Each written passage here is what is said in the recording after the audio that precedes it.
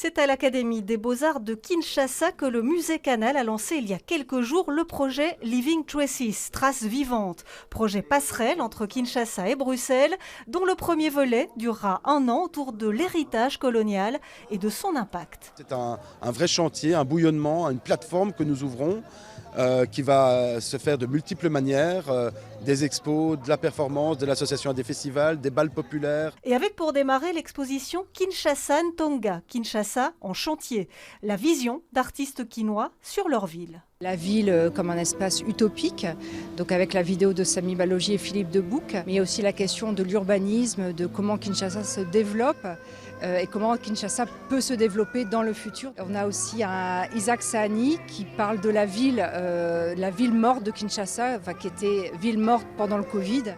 Une exposition qui viendra à Bruxelles, à Canal en septembre prochain et qui résonne tout particulièrement avec l'implantation du musée. C'est ces liens entre Bruxelles et Kinshasa, mais aussi entre Canal et l'ouverture au monde, puisque Canal se crée dans ce lieu particulier de Bruxelles, le long du canal, très mixte, très divers, très multiculturel, très riche de toute cette diversité, mais qui aussi pose beaucoup de questions identitaires. Un dialogue qui s'ouvre aussi entre étudiants de l'Académie des Beaux-Arts de Kinshasa et de l'Académie royale des Beaux-Arts de Bruxelles. Le professeur Hans de Wolf de la VUB a parlé au directeur de l'Académie de Kinshasa des débats qui animaient Bruxelles. Il y a quand même beaucoup d'agitation autour de ces questions de la décolonisation de notre ville.